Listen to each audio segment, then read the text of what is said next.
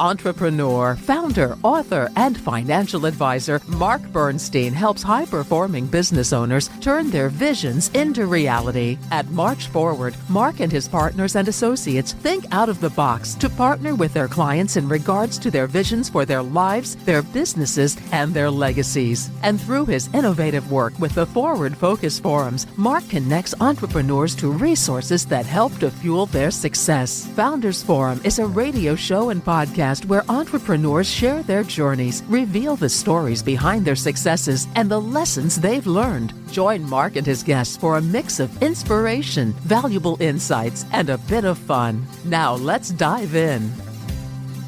Good morning, America. How are you? Good to have you here today on Founders Forum. We are in sunny Southwest Florida, much to the dismay of my partners and associates in Philadelphia today, although I think it's pretty nice there at this point as well. It's now February for your frame of reference. I don't know when you'll be listening to this radio show or podcast. But anyway, good to have everyone here today. We usually start out with a thought of the day, and I'm going to be really transparent and tell you guys that I haven't thought of one yet today because it's been a very hectic morning. But we have in here, we have Alec, who's our guest, and I'll introduce him in a minute. And we also have Tony Naccarato, who's CEO and chairman of O'Donnell and Naccarato Structural Engineers out of Philadelphia, who we did a previous show telling the story of his father as one of the founders of the company and his transition to he as a CEO and chairman. So both of whom are entrepreneurs. So, and we're going to talk a little bit about EOS today, the Entrepreneurial Operating System. So I want to just ask you both, I'll start with you, Tony, briefly. What does it mean to you to be an entrepreneur? It shows about entrepreneurs, and I've never asked that question. Sure. Well, it's being able, I think, ultimately to provide services, goods, whatever your craft is or your product, but it's really being able to serve and to take really take an active role in building something that ultimately is going to help many more people than just your immediate circle. And so taking on that risk, taking on that effort, the ups, the downs, everything in between, is what it takes, I think, to be a good entrepreneur. Having the ability to take the journey, make the ride, right? And course adjust when you need to. Exactly. Great. Alec, how about you? I think it's you see a need in the marketplace and you create a company to fill that need, or a business or a service. So it's taking something from a lesser value to a higher value. When we tell your story, you didn't work for anybody for very long before you became an entrepreneur. So there's something about that too, the preference to be an entrepreneur versus being an employee. Can you expand on that distinction there? Yeah, well, I was in banking for 2 years right out of college, and cubicles and starting times, early start times, finish times, and we had a retail bank, and so I'd be stationed. I'd have some assignments in retail, and I would be working the produce. There would be a line out through the produce section of a grocery store where I was cashing checks on the first of the month on a Sunday, and I'm like, I can't do this anymore. So there was just a lot of bureaucracy and a lot of all sorts of red tape. And I had an opportunity to buy a small business when I was 25 years old, which seems very young right now. Right. That was right. 30 years ago. Right. I've always enjoyed being an entrepreneur. I've had a few businesses, and some of my friends joke that I'm unemployable, just because I haven't had a W-2 in so long. Right. I'll just give you my quick take on it, and then we'll introduce you and get into your story. But I was just had this conversation with someone the other day, and it reminded me, I had forgotten all about it, that after I got out of law school, I did some stuff independently. I worked for a one-man firm, which was a horrible experience. I got a little bit of things there, and I worked like part-time for some law firms and things like that. Then I got serious about looking for a job, and I had a friend that had an inn at DuPont, and they were hiring. I went to the Ohio State University College of Law, and they were hiring from Ohio State in particular, even though they were in Delaware. And he said, I can get you an interview there. He was a lawyer there, and he said, I can get you an interview. And I said, great. He said, but I got to tell you one thing. He said, make sure you wear a gray flannel suit. And I said, gray flannel. I said, well, I own one suit. It's a blue pinstripe suit. He says, you have to get a gray flannel suit. I said, you're joking. This is a joke, right? He goes, no. He said, if you don't have a gray flannel suit, they're not going to hire you. I said, thanks, but no thanks. I was like, I had decided right there I was not going to fit in the corporate world. And I really pretty much, I had little I never really worked for anybody. I worked for a firm, but I was there as an independent for a little bit. I worked for another guy as an independent. Then I practiced law as an independent. And I was in the financial services industry where I had contracts with companies, but I always was on my own. I just didn't fit in that world. And in my case, my father was an entrepreneur, and I watched that growing up, and I think it was just in my blood. I just didn't have it to work for someone else. And I think there seems to be commonality, so I'd love to ask that question. So you just heard from Alec Broadfoot, who's founder and CEO of Vision Spark, and he's also author, which tells a lot about what he does, of Hiring Your Right Number 2 Leader.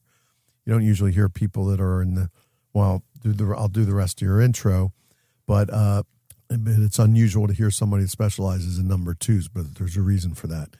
So he leads Vision Spark, a consulting firm that has successfully completed over 200 number 2 leader searches for entrepreneurial companies, many of whom run on EOS, which is Entrepreneurial Operating System, and searches for other leadership roles with a 98% placement rate. Vision Spark is recognized in the 2023, 24, and 2025 Inc. 5000 lists. This is impressive, as one of the fastest growing companies in the country. Alec is a member of Strategic Coach, which I'm also an alumnus of, a sought-after speaker, and the author of the #1 Amazon bestseller, as I mentioned before, Hiring Your Right Number 2 Leader. In his free time, he enjoys playing tennis, collaborating with fellow entrepreneurs. You even do that for fun, and spending time with his family. So welcome, Alec. Yeah, it's great to be here. Thanks for joining us here in Florida from Columbus. And I'll get there. I'll go back to that about the hiring number 2 leaders. But you were an entrepreneur prior to starting Vision Spark. So let's talk about how you started your journey there. Yeah, so right out of banking, and I had while I was in banking, I had an opportunity to buy a company when I was 25. So I did that for a number of years. It was a self-published company, sold a lot of books, and did that for a few years, and got into a retail store, which was a very challenging experience, lost a lot of money in that. Also had a mailing and printing company. So we processed mail for large companies in Columbus, like Chase, all the hospitals, a lot of big companies in Columbus. And we were really good at processing mail. We would process, 200,000-300,000 pieces of mail a day. We'd pick up from the client's location between 1 and 4 p.m., and we'd have it processed and to the post office that evening between 8 and 10 p.m. And we were really good. We were really accurate. We would catch our clients' mistakes, and I think we analyzed it was like 99.9999% accuracy on our mailing. And our clients loved us, but we had tremendous issues in hiring. And we had about 7 out of 10 people that we hired that we ended up letting go. And so, MBA had successful companies, but just never could hire right. And everyone thinks they can hire well, but when you look at the numbers, right? Like out of the last 10 people you hired, how many would you rehire knowing what you know now? And so we had this miserable rate of hiring, and I reached out to one of my mentors, and I'm like, what am I doing wrong? And he's like, are you using any sort of assessment or data in your hiring? I said, no. I said, we take an application, we ask some interview questions. And he's like, well, you got to start doing that. So we did. We started using an assessment tool, the one I actually use to this day. It's called the Talent Impact Profile. And that assessment tool was just eye-opening. And so instead of us firing 7 out of 10 people. We ended up only firing 3 out of 10 people, which was a huge marked improvement. At the time, we needed an executive assistant, and we couldn't find anyone. And I didn't know a lot about how to attract candidates and your employer brand, and so we didn't have a lot of candidates. And so finally, this one woman comes in. She just nails the interview out of the ballpark. Again, I didn't know how to interview at all then. And I had her take the assessment, the TIP assessment, and I was shocked. Her results came back horrible. I'm like, this is not the person I interviewed. And so I reached out to her references, and they said, oh, she's great, hire her. And again, I didn't know how to ask really good reference questions, which is very important as well. So I'm like, you know what, this assessment is wrong. And the assessment basically said that she was going to be an extremely slow learner. She was going to be just an extreme extrovert, high energy, social butterfly, have very low attention to detail, need tons of affirmation, very insecure person. And I'm like, that can't be true. And sure enough, in 3 weeks, the assessment was spot on. Everything we saw in the assessment was spot on. And so we let her go. And I said, never again will I hire anyone that goes against the results of the assessment. Mm-hmm. So that was about 20 years ago. I did consulting. I sold my interest in that mailing company. By the way, that one little issue I think has influenced your whole career since then. Yeah, absolutely. Yeah, I just get jazzed about the science of hiring. People ask me, is it an art or a science? And it's 99% science, right? It's process and data. So I sold my interest in that mailing and printing company, did some consulting, tried to help people improve their cash flow and profitability, because that was my experience as an MBA, and I just saw they had all sorts of leadership issues. So at the end of 2011, 2012, I started Vision Spark with a partner to help companies hire right, using the right science, the right data, and with a focus on leadership level positions. What happened to the previous business? Were you still in that? The mailing company? The mailing company. So I sold my interest to my business partner at the time, and then he ran that. Got it. Yeah. Okay, gotcha. So, and you started Vision Spark, and you had some challenges there, I think, during the first year. Yeah, we were trying to do whatever we can, trying to help anybody with hiring, anybody to help hire leaders. We were getting leads from clients that were just not a fit, because we really wanted to hire our candidates to companies that valued culture. And, I would be talking to clients and like, hey, it's a Wednesday. I need a CFO here by Friday. I'll pay if you can. And I'm like, that's not how we work. I got super frustrated. One of my good friends, Alex Freitag, he just became an EOS implementer. And he's like, Alec, you ought to focus on EOS, because number one, it's all about values or core values and culture. And number two, they need this integrator role, which is the number 2 in that company. And so end of 2014, 2015, we pivoted and focused on companies running on EOS and that integrator position. Gotcha. And then in that, you bought out your partner, I believe, a few years later. Mm-hmm. Yeah. So my partner, I had a business partner, and we bought him out I bought him out about 6 years into the partnership. So, and we always hit the ceiling of complexity, something that we learned in Strategic Coach. We can never get past a certain revenue. And I actually joined Strategic Coach, which was really influential, because I was not in my unique ability in the sales and marketing side. And once I had a revelation that we needed to hire someone in sales, that started scaling our company. Interesting.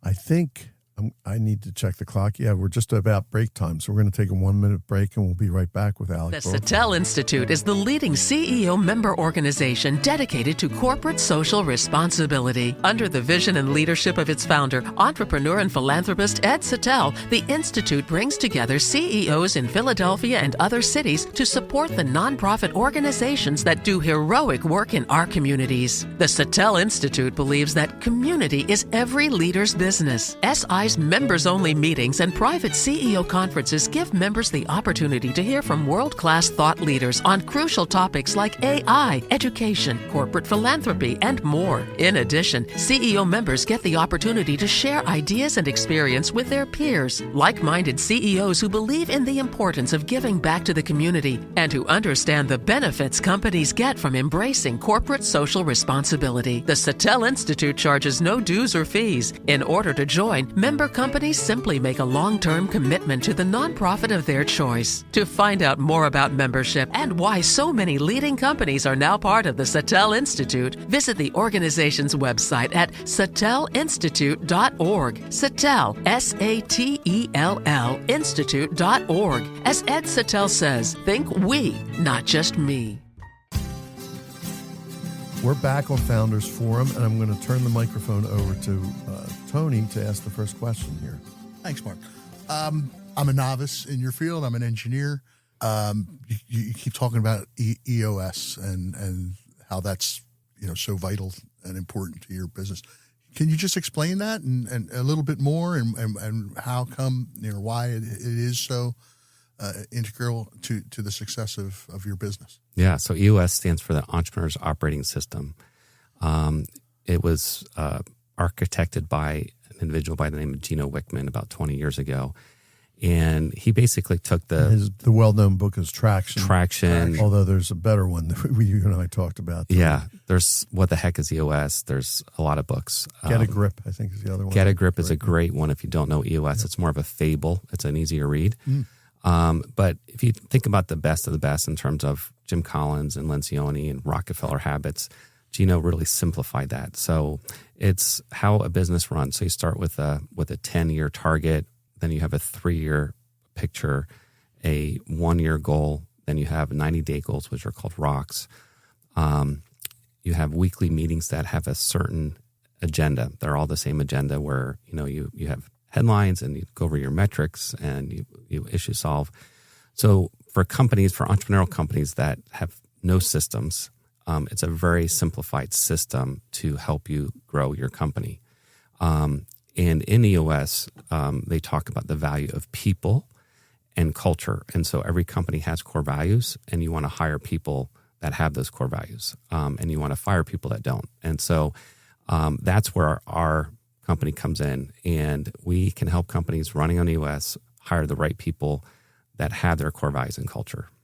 And it's really become integral to your company because back to the issue that I said I'd bring back of hiring the number 2, explain that and how it relates to EOS. Yeah, so entrepreneurs, they'll often reach a certain level of a certain ceiling where they cannot build their company anymore because it's a time issue, it's a capacity issue. And so they only know, hey, I got to work harder to grow the company. I got to work more. And I got to hire more people. And entrepreneurs, they have their superpower, unique ability, which is what helped them scale and grow the company. And so if they used to be doing that 60, 70% of the time when they started the company, and now that they're running the company, they're probably only doing it 5 or 10% of the time, they've just hit the ceiling. And so hiring a number 2, someone to run the business, someone to run operations and manage people and making sure things are communicated effectively, making sure there's process and systems, someone to oversee financials, sales, marketing, operations. So you hire this number 2. A lot of people think it's an expense, but it's really an investment. Right. That person will pay for themselves in no time, and you'll get 3, 4, 5 times what you pay them in salary. So by hiring that number 2, entrepreneurs are able to spend time where they can really make an impact, and they can focus on what they're good at, whether it's new customers, new verticals, new products, new services, big problem solving. And so it really frees up the entrepreneur. The entrepreneur gets more freedom, more time, more energy, more joy. So we just love what we do because we see these entrepreneurs that they have a love for their business again. They have more energy than they know what to do with. So it's a great way to make a difference. So you're helping these entrepreneurs grow their businesses, but a big part of that role is to help search for the right integrator, that number 2 person, correct? Yeah, absolutely. and you've had a lot of success when it comes to that. Yeah, this is our sweet spot. So, you mentioned our 98% placement rate, which is probably twice the industry average. When you hire a recruiter or search firm, they're only about, it's like flipping a coin if they're going to find you the right person. And I didn't even know that was a strength of ours until I was shocked to find that it wasn't the case. And then on the other side of it, you have the retention rate. So what percentage of those candidates stay after 1 year? And we're at 96% there. So which again That's is got to about be way above the average. Twice the industry average. Yeah. Incredible. Interesting. So now, so this is how you help other companies. Let's talk about your own company, because you're dealing with some of those same issues as you go along as well. As an example, I'm going to jump ahead, but when we talk about what you've done, you've kind of gone back to a sales marketing role, which, as you've mentioned already, is not your unique ability, correct? Correct. Yeah.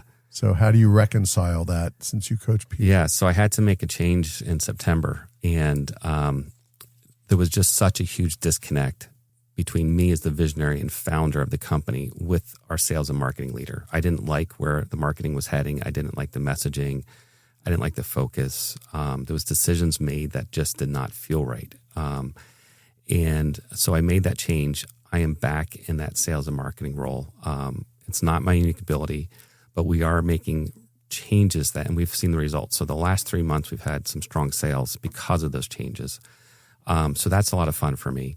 You're enjoying it. I'm enjoying it. Your unique ability. So managing people is not my unique ability. I know that. So I've actually asked for some help in, with some of the follow-up and communication, which I'm not really good at. But I have found out that marketing is my unique ability, or at least, being part of that idea and understanding the customers, right? A lot of entrepreneurs have this huge empathy, sensitivity towards the customers and the value they bring.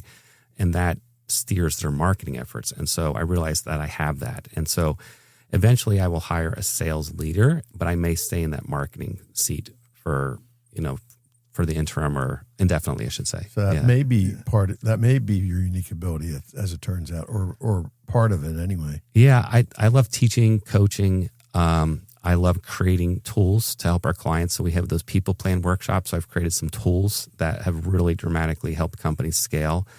And I love helping entrepreneurs overcome obstacles, whether it's people related, hiring related, or anything else. If they have a challenge, I just love, coaching them through that. And that's part of your sales process.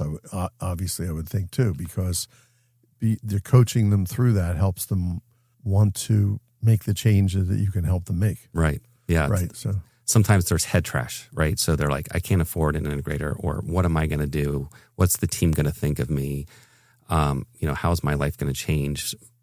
Sometimes their identity is in the chaos and working hard. And so, they're so used to that pain. I heard that's the number one addiction in this world is pain, that they don't know how to get out of it. And so I like coaching them through that, and helping them, and, hear from them a year later, and they're thanking me up and down because their life is better, the business is better, and they're having fun.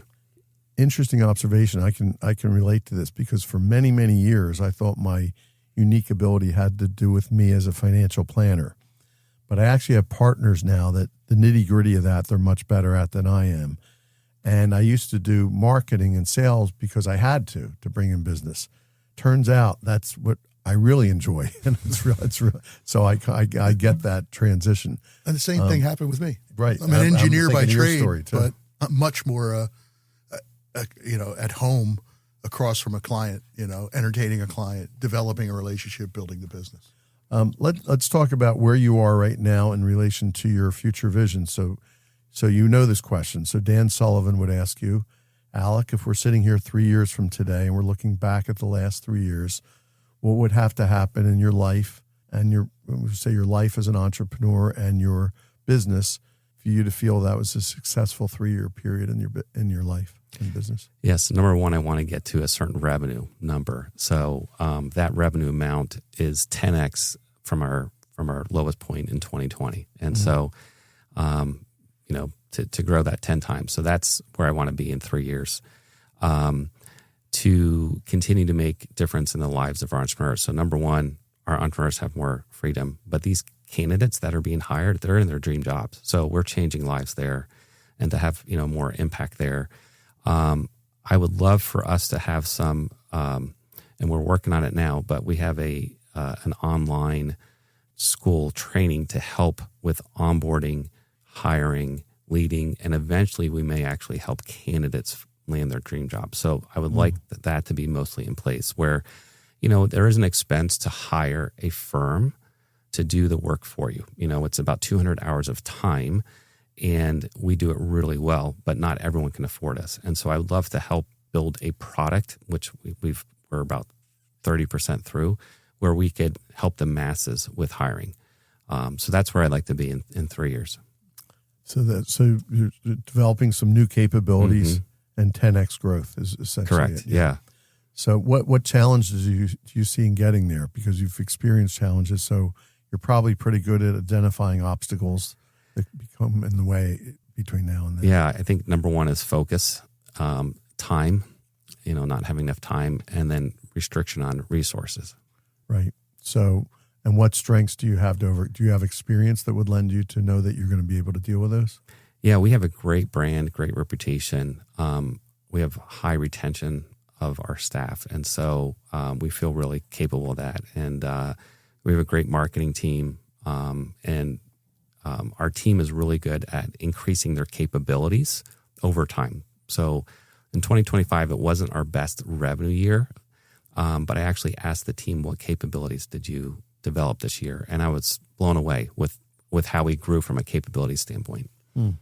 So it's sort of a self-running company in that respect, it sounds like. It was before I was in that sales and marketing seat. So yeah. That's right. You thought you were out. And now you're back to running it again. Gotcha. I know you're a reader. What are you currently reading? I'm reading this book by Bill O'Reilly on killing the SS, which has been just fascinating. So I love anything World War II history. And I just ordered The Road Less Stupid, which we were talking about as Strategic Coach. So I'm just waiting for that to come in. And also listening to the Audible of The Science of Scaling by Ben Hardy, which is really amazing. And so we had a client that we did this people plan workshop for, and the whole team read this book, Science of Scaling, and it transformed the workshop where I'm like, number one, I got to read this book, but number two, maybe I'll make it a requirement for everyone that does the workshop with us.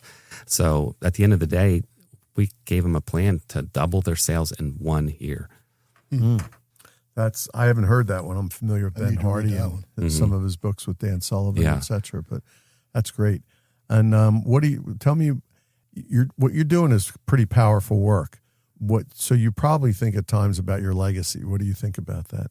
Ooh, that's a good question. I'd like to be known as someone that really made a difference in the entrepreneurial space using science and process and strategy in effectively helping clients hire the right leaders. And do you feel like you're on your way to that? It seems to me you are. Yeah. That's great. Well, I have to tell you, that's about perfect timing because that's about all the time we have today. Thanks so much for being here, Alec. Thank you, Tony, for being here to co-host on the second show. Thank you, Bettina, for engineering all this. And thank you all for listening. Have a great week, and we'll see you next week on Founders Forum. Founders Forum was brought to you in part by March Forward, LLC. We partner with entrepreneurs like you to assist in accomplishing your future vision, your life, your business, your legacy. Comprehensive wealth planning that starts with you, not a product. We hope you enjoyed your time with Founders Forum and that you found something of value to take with you throughout your day. Join us again next week for another episode of Founders Forum on WWDB 860 AM Philadelphia or on your favorite podcast streaming service. Securities offered through DFPG Investments, LLC, DFPG. Investment advisory services offered through Diversify Advisory Services, LLC, Diversify. DAS and DFPG are affiliated entities. March is unaffiliated with DAS and DFPG. Members FINRA/SIPC. The information provided in this podcast is for informational and educational purposes only and should not be interpreted as investment advice. The views expressed are those of the host and guests and do not necessarily reflect the views of Diversify or DFPG.